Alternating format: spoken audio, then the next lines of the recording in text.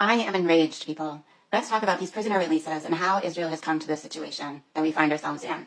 How is it that the state of Israel still has not have a comprehensive death penalty law for terrorists?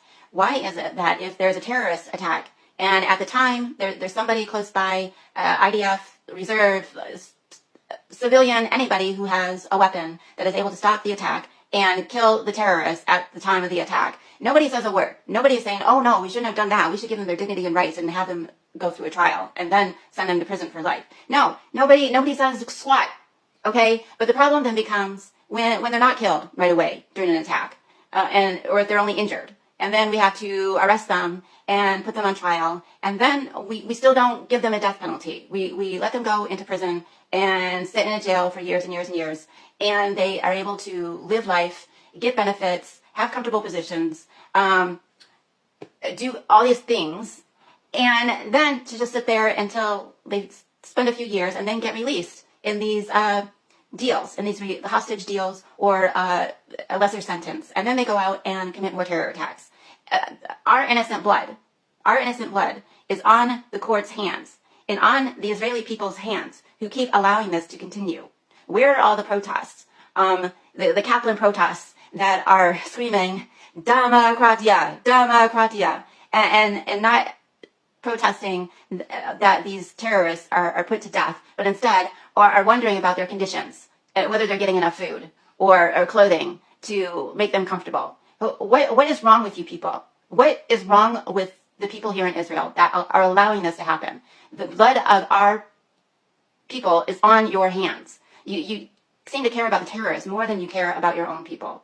So why is there not a death penalty for terrorists? Finally, one, just before October 7th, was passed in its preliminary reading, but it still has not passed its final reading. Why? Because now we're in a situation where our hostages are at risk. We have everybody that we have arrested since October 7th hasn't been indicted yet. We haven't put anybody on trial yet. They're just sitting there in jail waiting because we can't do anything until our hostages get back.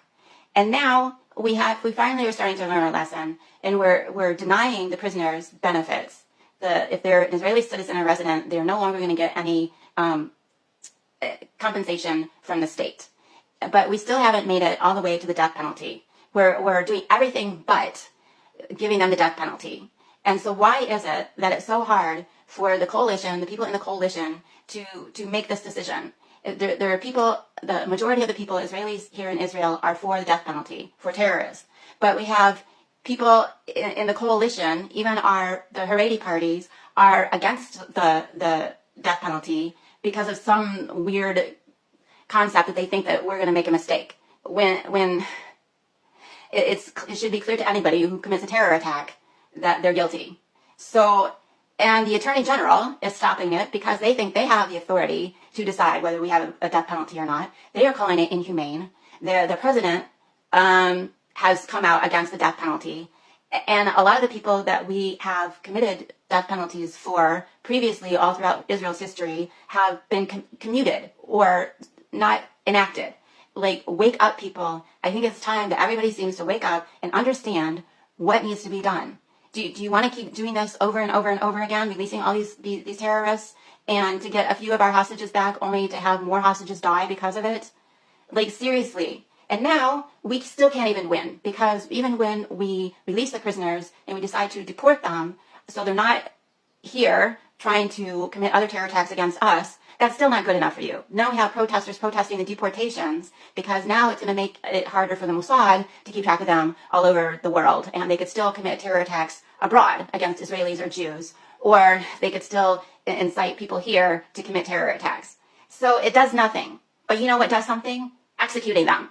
Executing solves the problem. It solves all the problem. No more benefits. No more sitting in jails. We'll have plenty of space in our jails again. And they will have no more excuse. They don't care.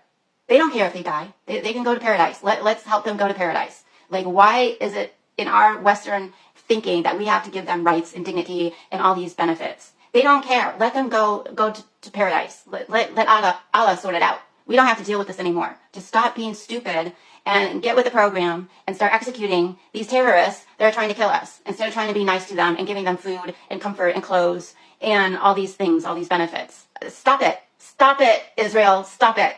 This is ridiculous. Get our hostages back and clear out the freaking jails so this doesn't happen again. Execute these people now.